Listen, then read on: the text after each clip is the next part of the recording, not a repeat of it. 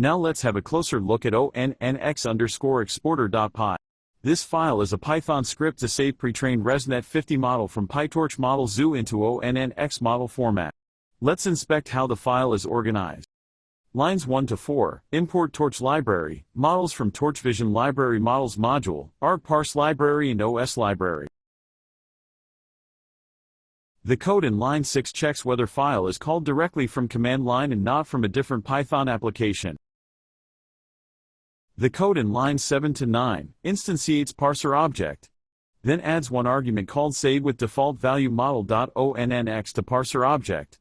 This object parsers arguments from command line. Then in line 11, pre-trained Resnet50 model is loaded from PyTorch model zoo. In line 12, dummy_input variable is defined as 4-dimensional torch tensor filled with random values. Random values have normal distribution with zero mean and unit variance. Finally in line 13, Resnet50 model is switched into inference mode by calling a val method. By doing so, auxiliary training specific layers like dropouts layers, batch norm layers, etc. are excluded from the inference.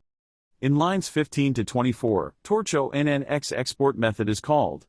This method converts PyTorch Resnet50 model into ONNX format. Pay close attention to parameters input_names and output_names in line 22 and 23 respectively.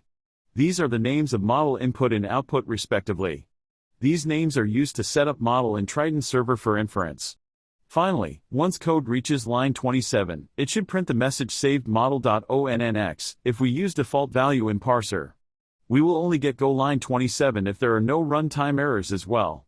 So if you see printed message saved model.onnx, this means code completed without errors. As a result, you should have deployable version of Resnet50 in ONNX format as the output of this script.